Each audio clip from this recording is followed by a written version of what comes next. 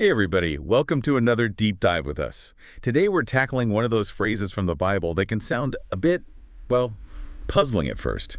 Blessed are the meek, for they shall inherit the earth. It almost seems out of place. Oh, yeah, definitely. Especially these days when it seems like everyone's all about getting ahead and standing out. You don't exactly picture a meek person on a magazine cover as the ultimate winner. Exactly. It's like meekness and success don't really seem to go hand in hand in our culture. But there's got to be more to this statement. What's the real deal with being meek? Because it can't just be about being a pushover, can it? Absolutely not. Meekness doesn't mean you're timid or letting people walk all over you. There's real strength in meekness. Just think about a really powerful horse, one that's been trained. Okay, I think I see where you're going with this. It's incredibly strong, no doubt about it, but it's also disciplined. It responds to its rider's guidance. It's controlled strength. So it's not about lacking strength, but about how you use it, right? That's it. Choosing humility, self-control, even when you could totally react in a different way. It's realizing that true strength isn't about lording it over others, but kind of bowing to something bigger than yourself. Okay, that makes a lot more sense. Choosing the higher road even when it's tough. But what about that inheriting the earth part? Like, what kind of inheritance are we even talking about here? Some cosmic prize? That's the cool part. It's not about stuff or worldly power. No, this inheritance, it's way deeper. We're talking about inheriting God's promises, a real connection with the divine, a sense of purpose that goes way beyond the ups and downs of life. Whoa, so more like a spiritual inheritance. You got it. And this phrase, blessed are the meek, for they shall inherit the earth, it's telling us that meekness is the key to getting this inheritance. It's about aligning yourself with the power way bigger than yourself and finding real fulfillment in that surrender. Man, that's radical when you think about it. It goes against so much of what we're told to value. So if meekness is about strength under control, how do we actually get that kind of strength? It sounds almost impossible.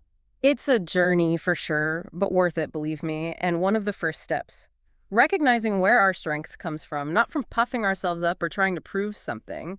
It's about knowing our limits and admitting there's a power greater than us. Less, look at me, more, there's something bigger going on here. Right on. It's moving away from self-promotion to serving others, from demanding our rights to giving grace. That makes a lot of sense. It's almost like seeing the world through a completely different lens. But man, it can be so hard to escape that me trap. We get defensive, take offense easily, or put our needs above everyone else's. It happens. It happens to all of us. We're wired to protect ourselves. But this meekness thing, it calls us to something higher, a way of living where humility, compassion, consideration come first. You know what I mean? Definitely. But how do we actually get there, to real meekness, from me first to others first? Seems like a pretty tall order. It is. But it's not about being superhumanly perfect, right? It's taking Yeah. small steps each day to align ourselves with that higher power. Let it work in us. Admitting our weaknesses, choosing humility over pride. More about the journey, not just the destination. Yeah, exactly. And you know what can really help us cultivate meekness? Realizing how often we totally misread other people's actions and jump to conclusions. Oh, tell me about it. Like, I'll read a text and get totally worked up and later realize I completely missed the point. Happens all the time, right? Yeah. But the key is to catch ourselves, to pause before reacting. What if, instead of assuming the worst, we just gave people the benefit of the doubt? That takes a lot of trust, doesn't it? Trust in others and then, that higher power you mentioned. Totally. Trust is huge E in this whole meekness thing. Letting go of the need to control every single thing and believing there's a bigger plan even when we can't see it. You're making me realize how much we miss when we're always trying to be in control, get recognition. What if real peace comes when we surrender? When we stop trying to prove ourselves all the time? That's deep. Blessed are the meek, for they shall inherit the earth. It's a mind bender for sure, but it points to something real. Real strength, lasting joy, they don't come from dominating others, but from surrendering. Powerful stuff. But how do we actually live that out? How does meekness show up in everyday life? It's choosing, day by day, to put others first, listening more than talking, responding with patience, not anger, seeking to mend things, not get revenge, those kinds of things. So it's not just a feeling inside, it affects how we treat others, the world around us. Absolutely. It's about living out that inner strength and humility. Our words, our actions, our relationships, they all show it. It's about being a peacemaker, even when everyone else is fighting. Choosing forgiveness, even when it's hard. Sounds like a tough but beautiful way to live. But how do we get that kind of amazing compassion and self-control? It's not about just trying harder, you know? It's about connecting to something bigger than ourselves, realizing we're not supposed to do life alone. There's a power out there that can help us be more patient, more forgiving, more loving, more truly who we're meant to be, you know? That takes the pressure off, for sure. But what if we mess up? What if we fall back into that me-first trap? Does that mean we've blown it with meekness? Hey, remember, it's not about being perfect. It's about recognizing our flaws and keeping trying to get in line with that higher power. Everyone stumbles, we all fall short. What matters is getting back up, brushing ourselves off, and staying on that path of growth.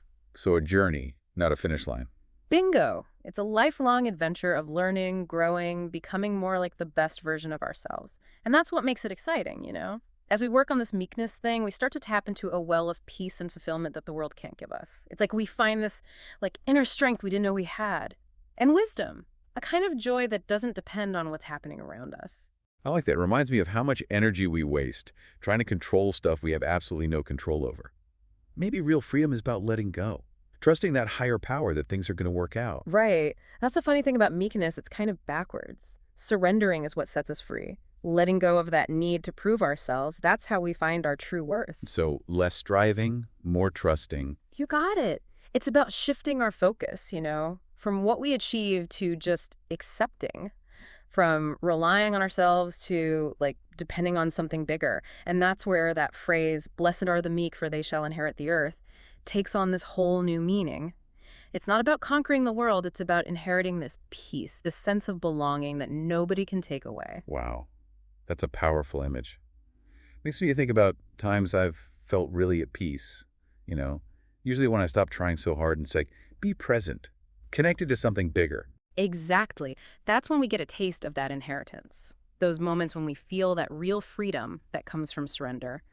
And it's there all the time, you know, if we just let go of control and trust. This makes me think about meekness and gratitude. They're kind of connected, right? Like when we let go of our ego's need to control everything, maybe we're more open to appreciating the simple things, finding joy in the moment. Definitely. Meekness grows that gratitude muscle, for sure. Yeah. Helps us see the world as a place of abundance instead of always feeling like we're missing out.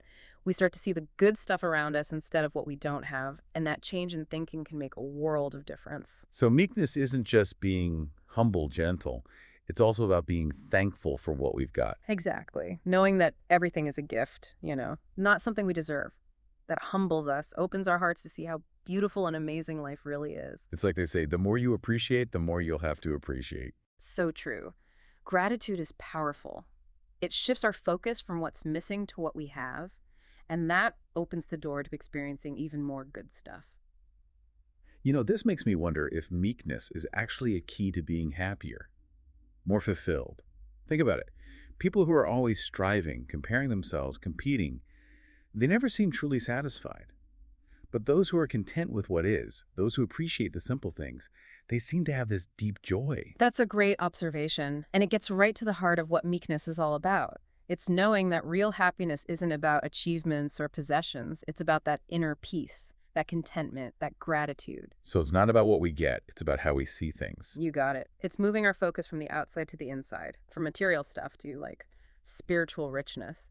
And that phrase, blessed are the meek, for they shall inherit the earth, it's telling us this interchange is how we get a life full of real abundance and joy. It's like inheriting a kingdom that's not part of this world, a kingdom based on love, compassion, and gratitude. Beautifully put. And it's a kingdom open to everyone, no matter what their life is like.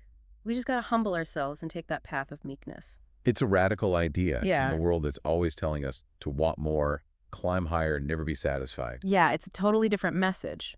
But it's the key to real freedom, real lasting fulfillment. When we let go of that need to control, to compare, to compete, we can be in the world in a whole new way. More present, more compassionate, more grateful, you know, more truly alive. It makes you think, right? How does meekness affect our relationships? It seems like humble people, people who are quick to forgive, they have stronger, healthier connections. That's such an important point. Meekness is crucial for healthy relationships. It lets us approach each other with humility, with empathy, you know, with a willingness to see things from their side, even when we disagree. So it's not about being right, it's about staying connected. Exactly. Meekness builds understanding, compassion, forgiveness. It helps us let go of that need to always be right and approach conflict like wanting to make peace, not just defend ourselves. It sounds like meekness is the opposite of all those ego battles that can really mess up our relationships. Right. It helps us see past our own limited view and recognize everyone has worth, has dignity, even when they hurt us. It lets us offer grace, forgiveness, not because they deserve it, but because that's how we heal.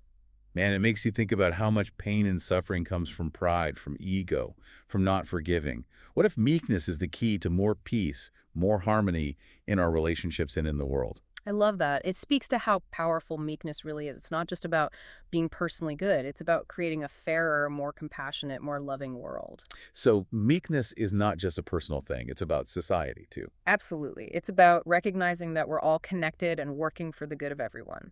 It's about using our strength not to boss people around, but to lift them up, empower them. It makes me think about meekness and social justice. Right. The people who are truly meek also seem to be the ones who are most passionate about fighting for those who are treated unfellowly oppressed. Spot on. Meekness pushes us to speak truth to power, to challenge injustice, to work towards a world where everyone is treated equally. So it's not about being quiet when bad things happen. It's about using our voices, our actions, to make things right. Exactly. Meekness is about using our strength wisely and kindly, trying to understand instead of dividing, working hard to build a world where everyone has dignity and respect. This gives me a whole new understanding of blessed are the meek, for they shall inherit the earth. It's not just about being personally good. It's about changing the world around us. That's it. It's about building a world that reflects heaven's values. Justice, compassion, love winning out. It's challenging but inspiring, right?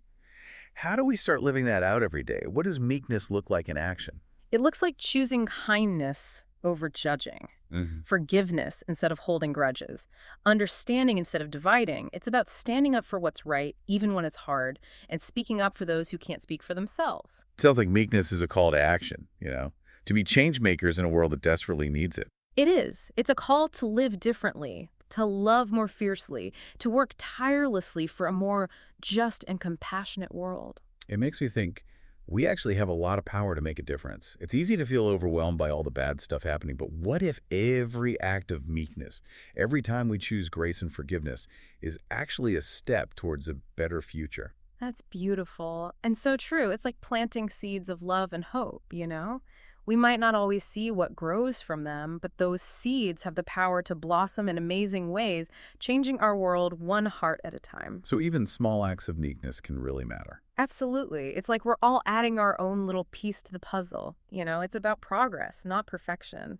The more we practice meekness, the more we'll see its power in our own lives and in the world around us. Wow, this whole conversation has really been eye-opening. I'm starting to see that meekness isn't about just being nice. It's like tapping into this deep well of strength, of compassion that can actually make a real difference in the world.